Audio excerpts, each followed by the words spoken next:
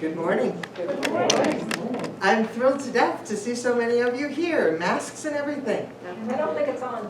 Ah, no, I just hear the loudness of my own voice. There you go. Good morning. Good morning. I really am glad to see everybody here, masks and everything. And I'll have you notice that we have lots of different kinds, purple and blue and fabric and all kinds of things.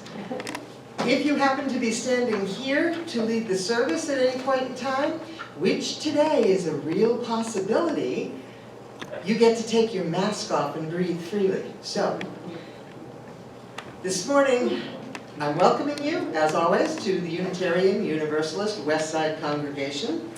I am the Reverend Dr. Nancy Hitt, Consulting Minister for this congregation. Now, you may note from your bulletin that we do not have a service associate assigned today. That is not an oversight. It is an intentional part of this service. I am inviting those of you who are present here in the sanctuary, whether you are member, friend, guest, visitor, I don't care what category you put yourself in, I am inviting you to participate in a variety of ways today as we explore what it means to offer service and what it means to be a community. I will gather us in a moment for centering that is designed to help us enter into a spirit of shared experience, a spirit of community. As the service progresses, I will invite whoever feels moved to do so to assume the leadership of various elements of the service. You will all have an opportunity to volunteer to lead your spiritual community in some aspect of our program. Do not panic. I will take responsibility for the sermon, and Carol will take responsibility for the music. Most of you, or at least many of you, have already served as the service associate or helped in some way on one occasion or another with our service. So I know that we have the skills to do this. There is a manuscript right here for you to read from for whatever it is that you volunteer to do, or you certainly may speak spontaneously if you prefer. But I am not asking you to wing it. There are words for everything right here, as there usually are. If the video is an issue for you, I would like to know that now, so I'm going to ask you, if you are willing to participate but do not want to be videotaped, would you please raise your hand?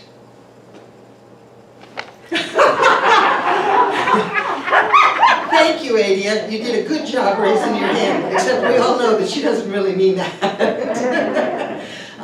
Okay, then that's not an issue. So for those of you who are watching this online, you've just heard my introduction. It is going to be a spontaneous service, which I think is absolutely wonderful. So, any questions about that? Bram? Did you need the animal? Yes, I do. Bram brought her Animal Ministry Moment materials, and at some point, somebody else will get to read them. Thank you. You're welcome. Terrific. So there are a few people who knew ahead of time what they were getting themselves into, Bram being one of them, so that I could format this, etc. So I invite you now to relax, to sit back in your pew, to do whatever you need to do to get comfortable. We're going to enter together into a guided meditation that hopefully will entice us into a greater spirit of community. So uncross your ankles, your knees and your wrists, centering your head over your heart, over your pelvis. Close your eyes or choose a focal point for your gaze. Let your mind go blank. Focus your attention on your breathing. Breathe slowly and deeply, in and out. Inhaling energy for life. exhaling tension and stress. In and out, and in and out. Let yourself drift on the rhythm of your breath. Know yourself surrounded by affirmation and approval. Hear the joy of others at your presence among them. Feel the gentle touch of hands that welcome you. Let your heart connect with those whose presence you recognize. Open yourself to new connections. This is your community, the place where you belong, where you are needed, where you understand, where you are understood, where you help others and are helped yourself.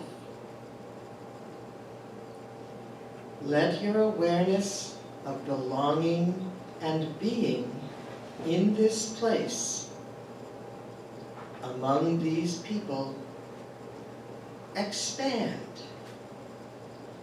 Let no one be left out of your care and concern.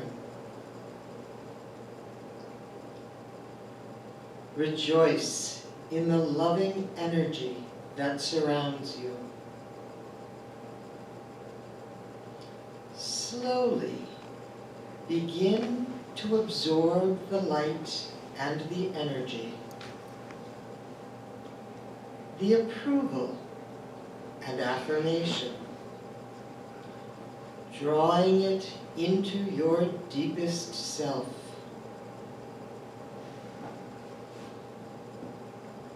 When you have drawn it all in,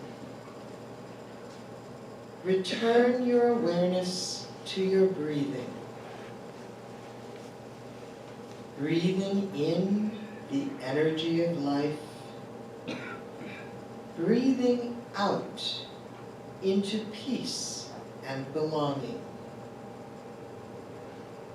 In and out, and in, and when you are ready, settle yourself in the here and now, and open your eyes. Shalom. Who would like to share our announcements with us?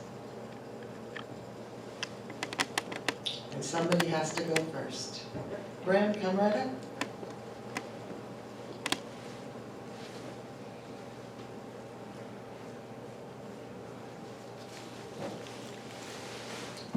We start on the bottom of the page on the left and go through there. Here are today's announcements. The bins on the patio are available for your Storehouse West donation of non-perishable food, as is the large basket in the social hall. The Labyrinth Task Force will meet on Tuesday, August 24th at 5 p.m. here at the church. The board has approved a donation of crushed stone to be used in the yard in front of the building between the social hall and sanctuary doors. It will enhance visibility and aesthetics of the Peace River. If you are available on Tuesday morning and would like to help put this into place, please notify Reverend Nancy. We are in need of a few people who would be willing to turn on the water outside the building to irrigate some of our otherwise dehydrated plantings. If you can make a commitment to turn on 3 hoses and off at least once per week, or to adopt a tree and hand water it, please notify Reverend Nancy. We have a change in plans for next Sunday. Due to a death in her family, Reverend Nancy will be in Colorado to attend services for her brother-in-law. She will be away from Friday to Monday. The service of dedication for our loom has been moved to September 26th. In its place, we will be holding our previously scheduled Theology on Tap. Laurel Anderson and Carol Eaglehart will lead up through the gifts of love and commitment, then dismiss you all to the social hall for food and an exciting opportunity to explore changes in our spiritual selves throughout our lifetimes. Please feel free to bring finger foods, snacks, or munchies of some sort with whatever your beverage of choice is to have on tap. You will be provided with conversation starters to help us build our community at each table. We will remind you of this in our midweek newsletter. Thank you. Thanks. Now I need 3 people because we have a responsive chalice reading. I need 1 person to lead each part of that and 1 person to actually light the chalice. Linda? Kathy? Somebody good with fire?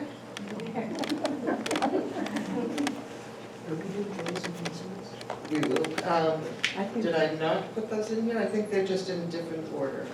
Yes, no, they're here. Things are out of order because I had to explain stuff first. I can read it now. I can get through that. Okay. Melinda says she'll take the left, the L, and Kathy, you've got the R, and Dana, you got the fire? I got the fire. Okay, so the rest of us should stand with our bulletins and join them. Our chalice flame calls to us. It tugs on our hearts. Our chalice flame calls to us. It fills our minds. May we We answer answer to the call to service, to justice, to community. Shalom. Thank you. Now, if someone would like to come and lead us in our affirmation of our aspirations, Janet's got it.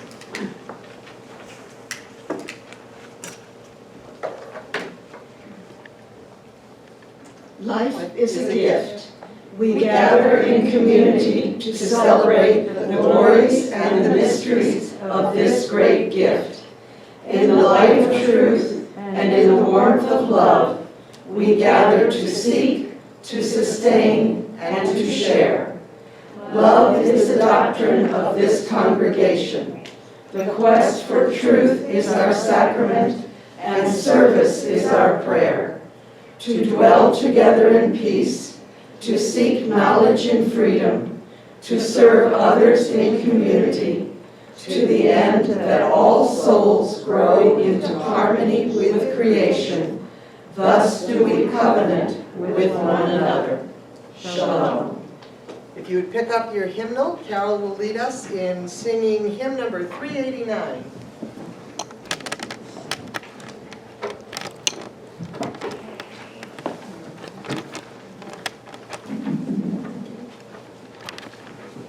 People know this. We've sung this here before. Wave your hand. Yes, let's sing it through first once. Gathered here in the mystery of the hour, gathered here in one strong body, gathered here in the struggle and the power, Spirit draw near. Okay, now in this sense of community, I'm going to invite 2 volunteers to come up. Okay. And we have 2 guests this morning who are singers, Teresa and Karen. You want to come up and each lead a side? Hey, you're not off the hook. Come on up here. The sound like you and my people belong. Okay, so we're gonna You start get that with that side. Teresa, you come on over here. Karen's gonna lead that side. Now, we're gonna do this 3 times as a round, okay? And we're gonna sing over here. Karen's gonna lead you gathered here in the mystery of the hour, and then this side jumps in with gathered here in the mystery of the hour, okay? We got that? Okay, Karen's side. Gathered here in the mystery of the hour, gathered here in one strong body, gathered here in the struggles of the power, Spirit draws me in the power, gathered here in the mystery of the hour, gathered here in one strong body, gathered here in the struggles of the power, Spirit draws me in the power, gathered here in the mystery of the hour, gathered here in one strong body, gathered here in the struggles of the power, Spirit draws me in the power, Spirit draw near. Thank you. Get me seated.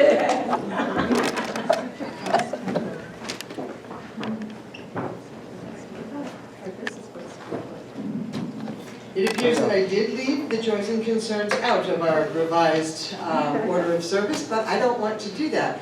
So if I could have a volunteer to bring me the basket and light the candles. Well, it doesn't, okay, Jan's got it, great. I will read the ones that are in our basket first. Thank you. And, yep, candles are right there. So we do this every week, often not quite in the same way. Sometimes we're a little more formal. But these are the things that we share with each other to form that sort of a web of care and concern that we all rely on. So I have several here. The first is from Bram. It is a concern. She had a biopsy on her tongue. Please keep her in your thoughts. Oh, wow. And we also have a joy from Dana. Guess what, people? His house is finally listed. So yes, we can rejoice with Dana on that. Could I see a show of hands? Who needs the mic? Anyone? Adia does. Okay. There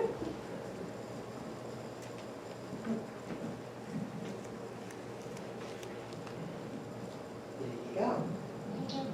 I couldn't breathe, and I had a drink, and I had a kiss with my party, and we're also best friends. That sounds lovely. Thank you. Very good. That was a joy. This is a joy. I'm an infrequent visitor, but I am so happy you guys are doing in-person services. And that's what brings me here today. Thank you. Anyone or anything else? All right, we can light one more candle of joy. My cousin's daughter had a baby girl that she named Amelia Elizabeth, which is a big name for a little baby to live up to, but both mother and daughter are doing well, and that is a joy in our family.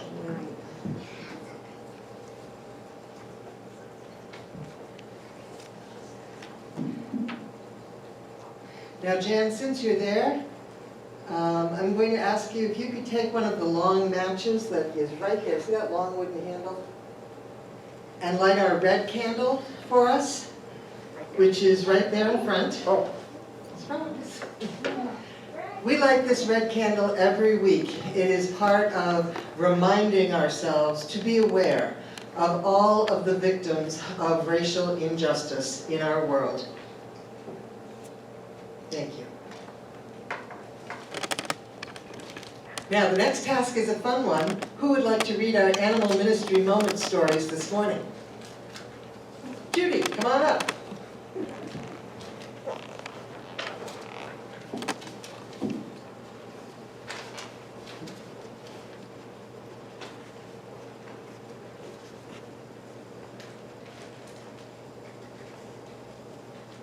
They're right here, in whichever order you prefer.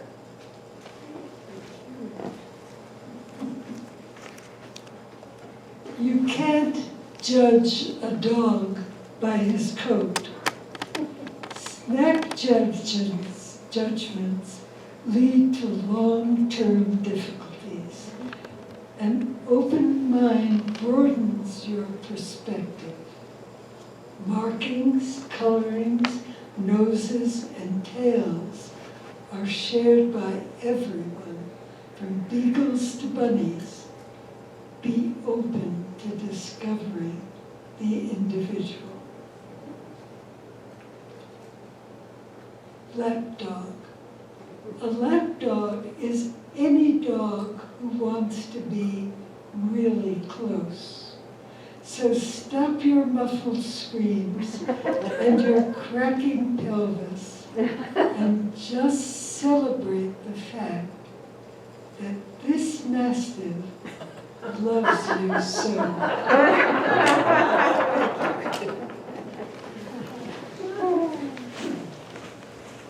Thank you.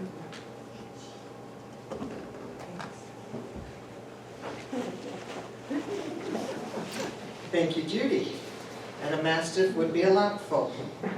No two ways about it. Now, at this point, we're going to do our moment for all ages, and Laurel is going to join me. We're going to move this table right in front, and then, Adia, are you ready? Yeah. Okay, wait right there, because in 1 minute, I'm going to ask you to come up. And we're going to do a story for you with Adia helping us out as our volunteer. Let's just put this little one out, that's good, just enough.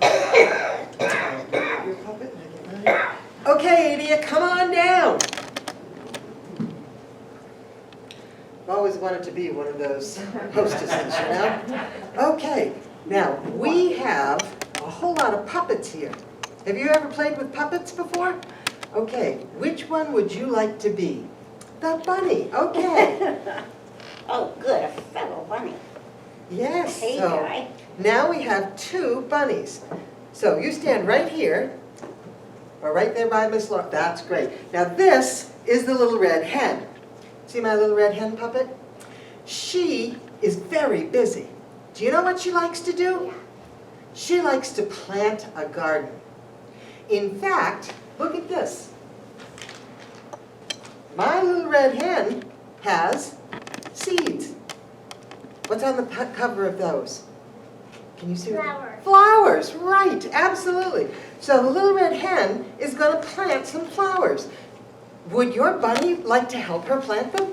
Hey, oh, you sure you want to do that? We could go out and find carrots. Wouldn't that be better?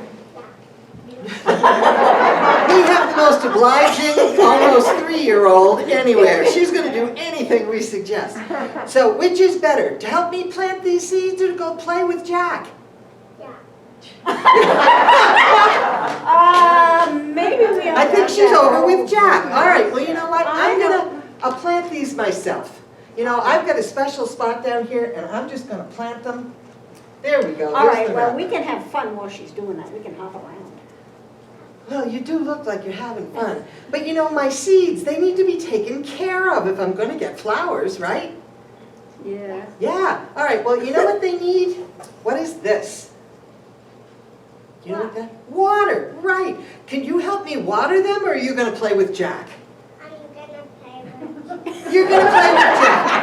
All right. We know what's fun. But you know, my seeds, I'm watering here, and I'm watering. They really need, you know, this is the desert. They really need their water. All right, well, I'm done with that. So I'm happy to tell you my seeds are growing. They've sprouted. Whoa. Yeah, Whoa. Cool. yeah. So there's one more thing I really need help with. Can you help me with the weeding? Yes, I can. Oh, That's a thank good you. idea. That's Maybe we wonderful. played That will be a big help. Let's go. Here, I will give you this. Can we get, I gotta do it too. There you you go. Okay, Wow. so you just pretend to weed, because this is a puppet show, so we pretend a lot. Yeah, okay, here, we'll take this. Very good. So my little seeds, have been planted and watered, and you helped with the weeding, which means other stuff isn't going to grow over them and choke them out. So that's really good, right? Yeah, okay. So guess what? Because you helped, you were a big help with the weeding. So guess what we have? This is like real magic. Are you ready for this? Okay. Ta-da! My garden grew flowers. What do you think of that? You were part of the community that helped to grow these flowers. Not sure how Jack helped, but you know. I told her she should go help you. Yep, and so you did. So thank you very much, because being helpful is a really big deal. That's true. Yeah, thank you very much. So now we'll leave these where everybody can see them. Would you like one to take with you? Yeah. Which color? Purple, yellow, or red? I want red. Red. So you want, ooh, it's all on one stem. There you go. Oh, All yours. pretty. Thank you for leaving my bunny. And for being such a good sport. The laughter helped. Yes. And so, you know, the moral of the story is just say yes. However, yeah, I just need to catch up on where I am and ask who would like to lead the gifts of love and commitment. I will happily go down and collect the basket, but I need somebody to read the little intro to that. And then we will sing From You I Receive together. Somebody to do the offering? Dana's got it, okay.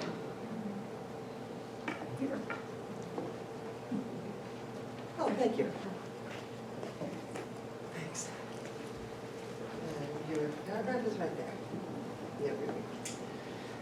Every week, we remind ourselves of how important each of us is. Individually, none of us can create our West Side community. It takes all of us. For all of your contributions of every kind, we thank you. Thanks. Okay.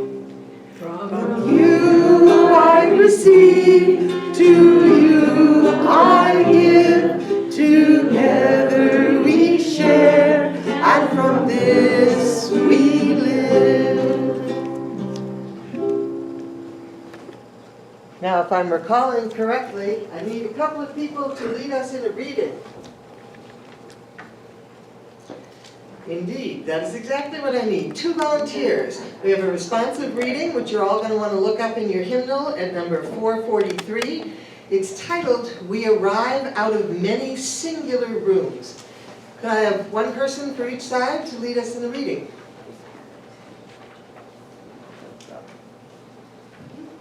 Oh. And, okay.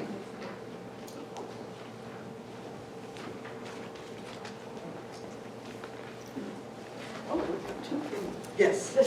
If you do one side, and Kathy can do the other. And since we're the smaller side over here, why don't you start first? Talk louder. Okay, you can do that. Go for it, and then Janet, if you do the response. All right, we'll start. 442? 443, 443. at the bottom of the We've page. started first. We Arrive out of many singular rooms, walking over the branching streets.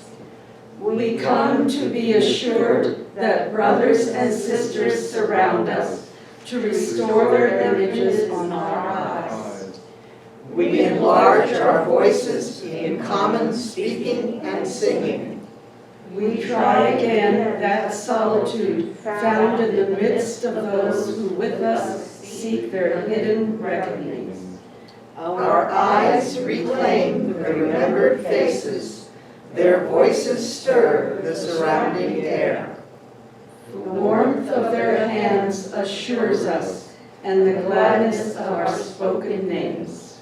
This is the reason of cities, of homes, of assemblies in the houses of worship. It is good to be with one another. Thank you.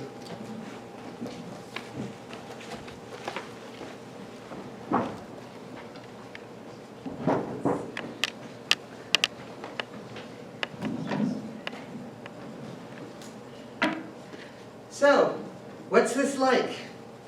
I titled this service program, whatever, community service. And I did not know when I got to this point in the service whether we would have done well in covering the tasks or whether it would have been a struggle or something in between there. And I can't actually read anyone's mind. So, thoughts? What do you think? I liked it. You liked it, okay. And yep, I'm getting a thumbs up and a positive nod across. Did anybody find it, and please don't be afraid to say something negative because I want to keep this real. Anybody find it awkward? Okay, yeah. Anybody feel really put on the spot in a way they didn't like? Huh, I would have expected somebody would have. Of course, that question itself may have just called that experience into being. However, yes? How do we make our contribution? Oh, I'm sorry. My mistake. I should have explained. You just leave it in the basket. There is a basket there, right? Yeah, I had it in my hand. Just put it in the basket on your way out and that'll be fine. You could do it on the way in. People jump up sometimes in the middle of stuff, whatever. So yeah, jumping up, that was good. All contributions, always welcome. Thank you. So I was going for multiple layers of meaning, or at least I was hoping for it, in regard to the title of community service. So I really want answers here. What does the word community mean to you? And if you can, one word would be great, but try no more than 3. Bram? All together. All together, okay? Other associations with the word community? Kathy? Us. Us. All of them. All of us? Okay. Janet? Supporting one another. Supporting one another. Anything else anybody wants to? Yes, Lynn? Acceptance. Acceptance. Okay. Those are pretty cool terms. Here, and you'll see how they match up here, here's a formal definition. Human communities are social groups that have intent, belief, resources, preferences, needs, and risks in common, affecting the identity of the participants and their degree of cohesiveness. Community may also refer to large group affiliations such as national communities, international communities, and the newest one of all, virtual communities. When we describe ourselves as a community, we have intent, belief, resources, preferences, needs, and risks in common. They affect our identity as participants, and they affect the degree of connection, of cohesiveness among us. At the root of community is the idea of sameness, of holding things in common.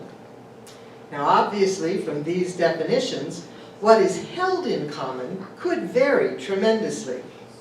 The point is that something is the same for everyone in the community. And right about now, I'm pretty sure I can hear UU brain gears engaging, grinding in protest in many of our heads. We are UUs. We are not the same as anyone, not even other UUs. While there are many shared interests and experiences and opinions among us, the only thing holding it together is that we'd all agree that we're not the same. I really hope that that's not the case, because if that's the only thing we can agree on, it is highly doubtful that it will work the way we want it to over the course of time. That's a recipe for chaos, not for interdependent community.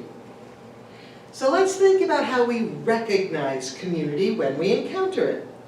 Think about the things that were mentioned as being the things that organize community.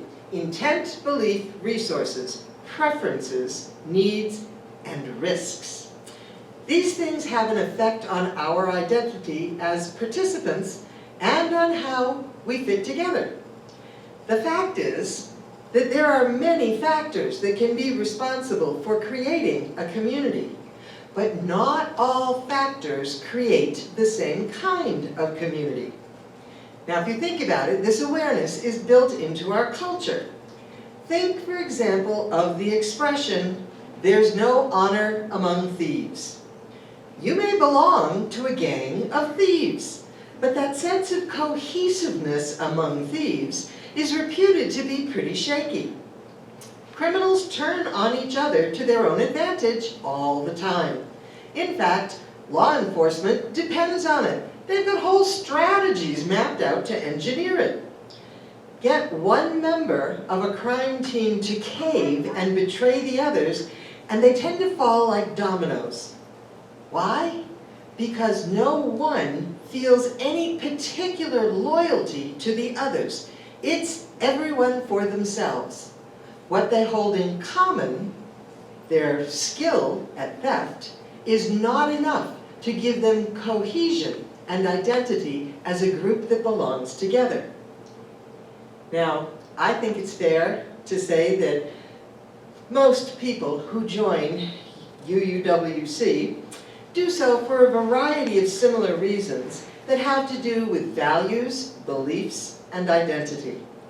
This is in keeping with affirming and promoting our 6 sources and our 7 principles. And when we gather to explore these things, we often have a wonderful time. We are able to expound on our values and explore those of others. We appreciate diversity and room to grow. These aspects of community energize us and reinforce our identity. So when I hear various people describe us as a community, I expect that this is what they mean. A network of committed people among whom the whole is more than the sum of the individual parts.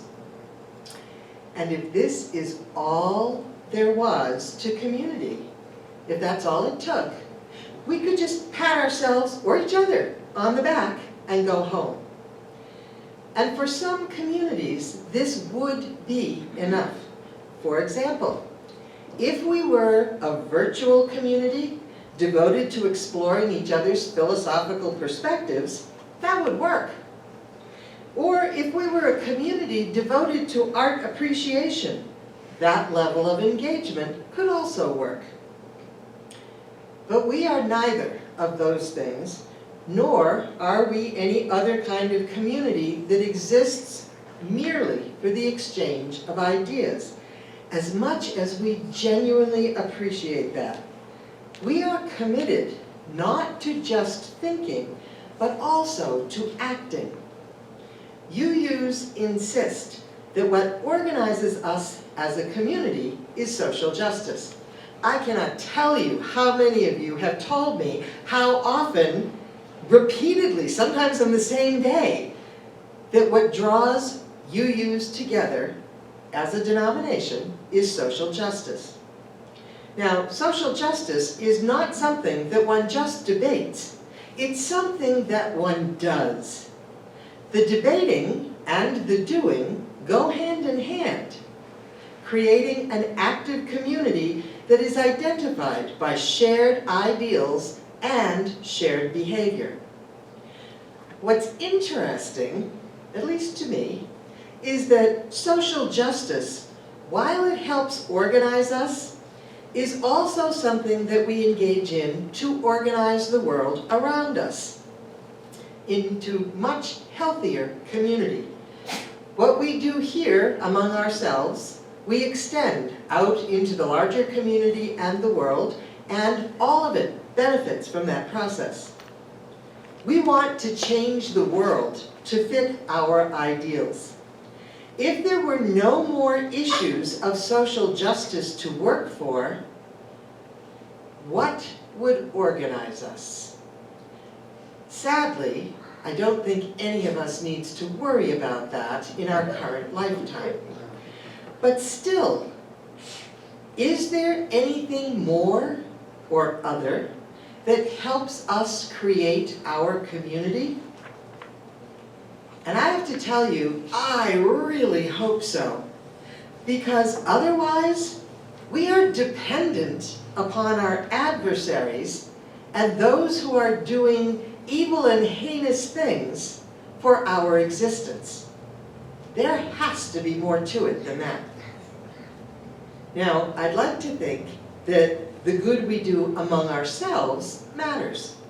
That when we affirm and support each other in highly practical ways, in contrast to standalone philosophical debate, when we operate on a literal, hands-on level to care for ourselves and each other, we are creating and strengthening our community. We are creating a model of healthy living for human community, and we are strengthening our cohesion to it and developing our identity in an interdependent, interwoven way with it. What we do here among ourselves in our own community matters. We explored our understanding of the word community earlier, so let's take a look at the second word for today's title, service. Again, 1 to 3 words as best you're able. What does the word service mean to you? Brent? Help. Help. Roxy? Help. Anything other, different? Okay. What? Doing. Doing. Okay. Teresa? Selfless. Selfless. Okay. Anything else for service? All right, hold those thoughts. Here's the dictionary definition, and you'll see where you're all right in line there. Service is defined as the action of helping or doing work for someone other than oneself. It may be advice or instruction or any other helpful act. Now, put that together with community, and what do we get? Community service. And yes, I know that that is often an alternative to fines or a prison sentence, or coupled together with them as part of sentencing for criminal behavior. But that doesn't diminish it. The whole idea behind community service as punishment for crime is that the one doing the service owes the community a debt they cannot repay. And so they work for the community as a helper in some other way. At its best, community service as a response to crime teaches that the connection to the community who imposed the sentence has boundaries that must be observed. It actually claims the offender as one of their own and subject to their boundaries. Now, it can also be a whole lot more complicated than that, but that's enough for now. So, how about we look at community service in an entirely different light? How about as a proactive, constructive thing? Many high schools, private schools of all grades, and colleges require community service from their students. Work by the students that they are not paid for. And they have to do this in order to graduate, or for some colleges, in order to be admitted. Now, while there are those who oppose such programs, insisting that this takes advantage of the students as unpaid labor, research shows that the students feel more connected to their community, have a better understanding of systemic organizations and their impact in society, and they also get better grades than students not required to participate in community service. Now, that may sound odd. I don't know why they get better grades, but they do. But it's in keeping with research about other types of communities, both professional and religious. Basically, the higher the demand by the community for participation within it, the higher the level of commitment and satisfaction among the community members. Now, obviously, yes, there are limits to this. It is possible to ask too much. However, at its most basic, congregations who require little of new members tend to have more fluidity among their membership. People come and go quickly and easily, whereas congregations with more demands of their members tend to have more commitment among them and more longevity in their membership.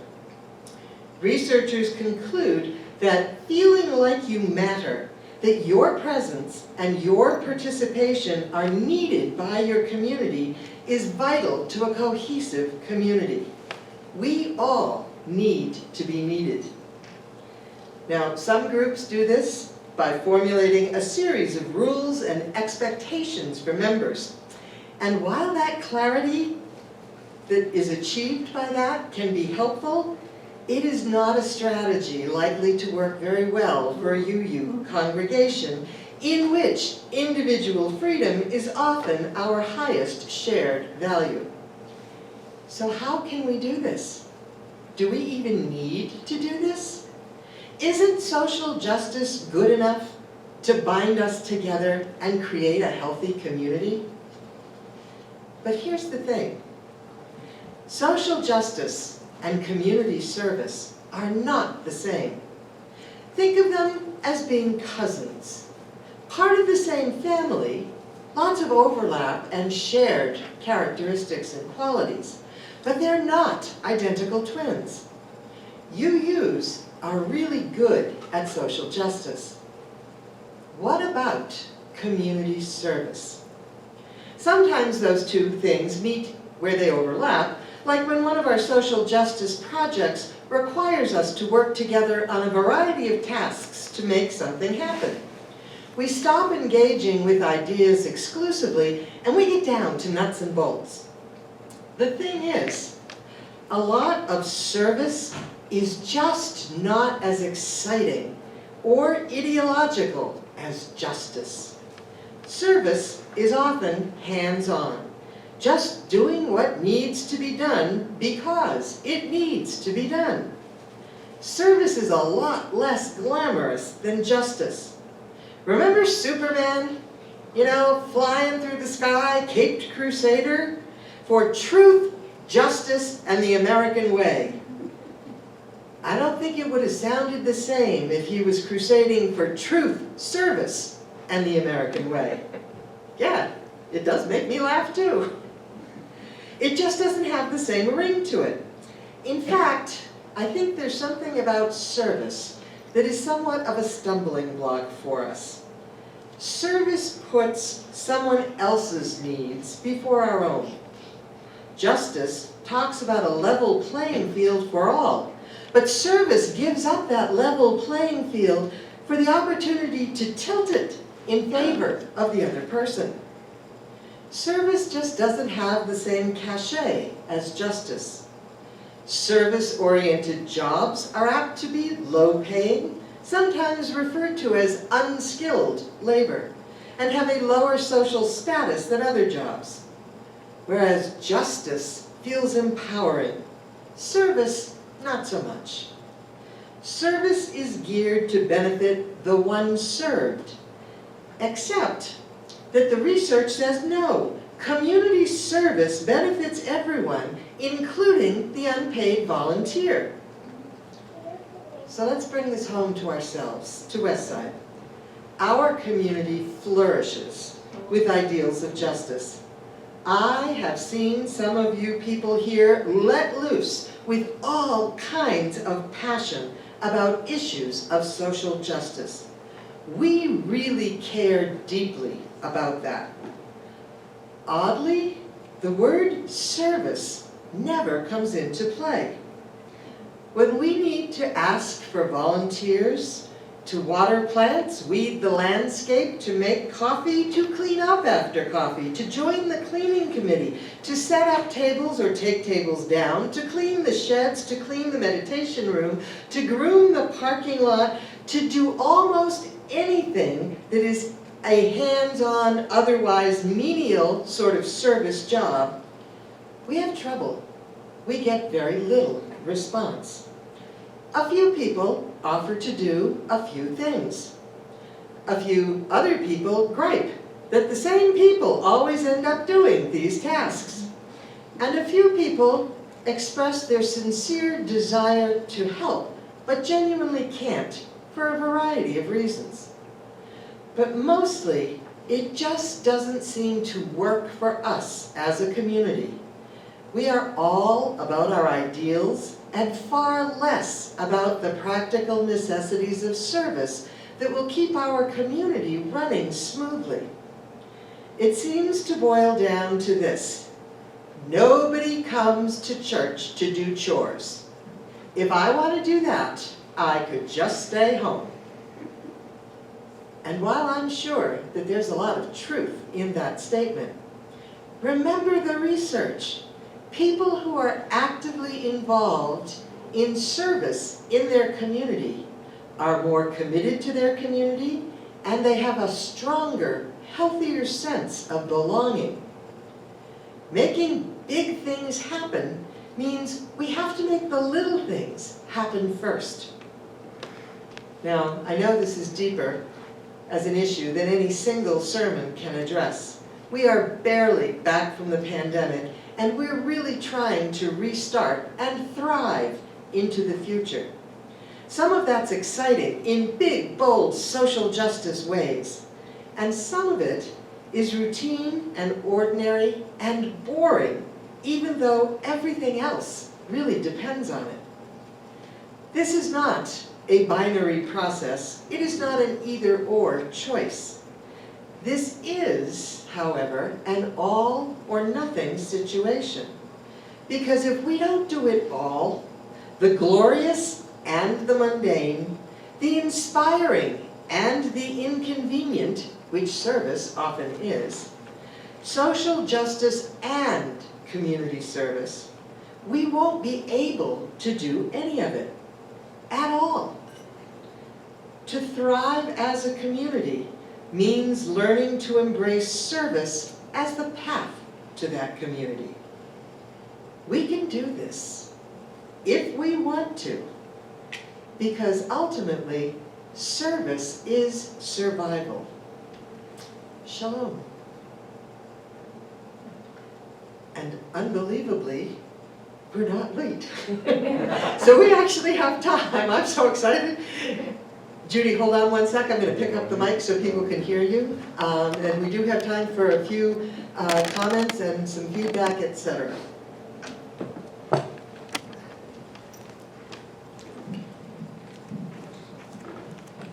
And you might want to just lift your mask to speak into the mic. I agree with everything Nancy said about service. And maybe I don't give as much as I should. Although when I first joined here, I joined the cleaning crew because I thought that was something that I could do. And I do some other things. But I think Nancy started saying that there are two reasons that people say they come to UU churches. One of them is social action, and I really don't remember, was service the other thing, or No. community, or No, nobody will make them do anything. They can be their own person. That's the other thing people they don't. can be their own person. There are no rules. Did you say that? Not those words. No, you didn't. I was trying not to be too blunt. Because you're taking my fodder away by saying it now. Because many other denominations, Catholics, Baptists, Methodists, Presbyterians, Quakers, etc., do a lot of social action. In fact, a Quaker friend of mine and I used to argue whether the UUS Service Committee did more social action. That's what he said. And I said, I thought the American Friends Service Committee did. The grass is always greener on the other side of the fence. But I think what brings us here is what she finally admitted to. Which was? That we can each understand our existence, how it happened, creation, God, whatever, in our own way. And no one gives us rules to follow about that. even though I admit that in many of the other denominations where there are such rules, people don't necessarily believe them.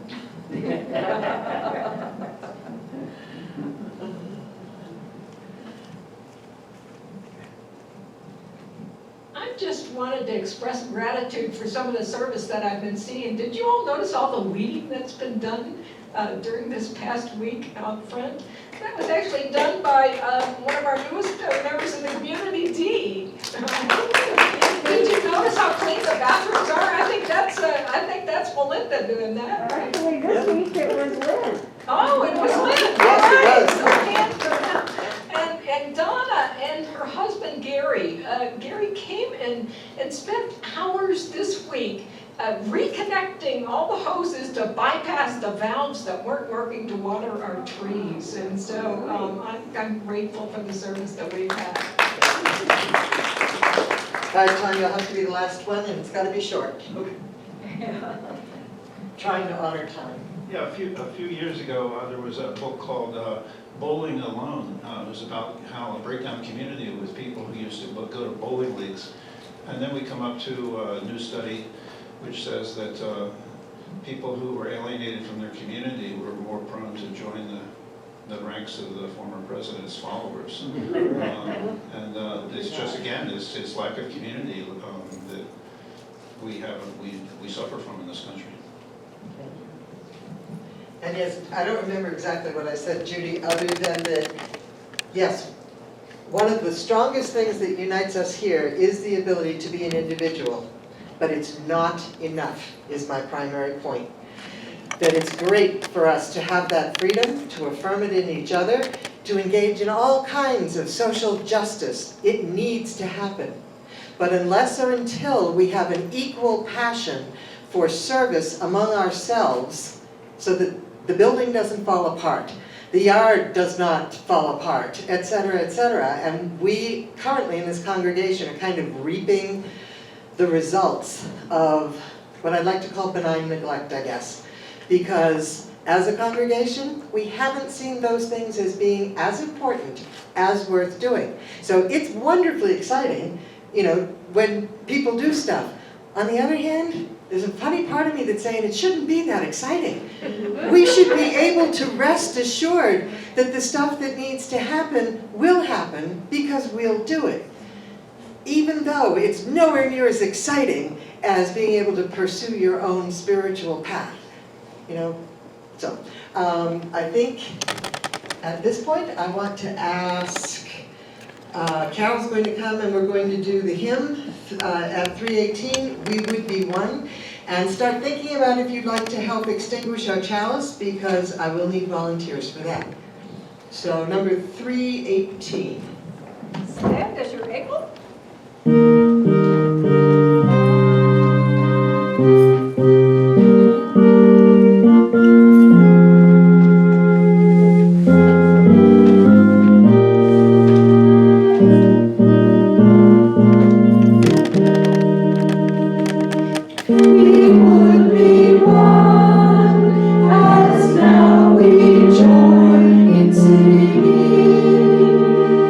Our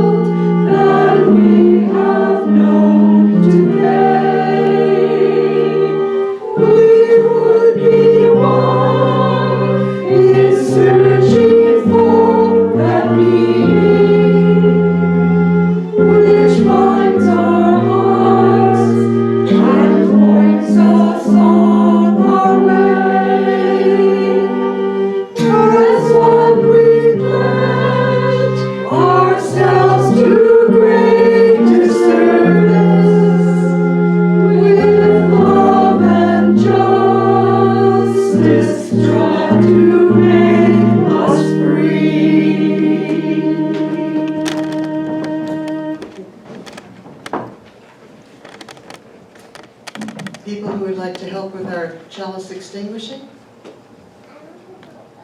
Melinda and Laurel? Great. I'll play with the fire. We've got, you want to play with that? I need one more, well, I'll do it with you, Melinda. Unless somebody else would like to? All right. You want to start? So if you're on Melinda's side, you read with her and she will start our responsive extinguishing, and if you're on this side, we will respond. Our chalice flame is gone from sight, yet still it lingers on. It lingers in our hearts, it lingers in our minds. May it shape our lives from the inside out, always and forever. Blessed be. May the blessings of community be yours. May you know yourself to be a vital member, treasured for the gift of yourself, one among many, called to be one together. Shalom and amen. And now if you just face each other across the aisle, we will sing our Go Now in Peace. Go now in peace, go now in peace. May the spirit of love surround you everywhere, everywhere you may go. And don't forget to go to the social justice meeting in the green room after coffee in the social hall.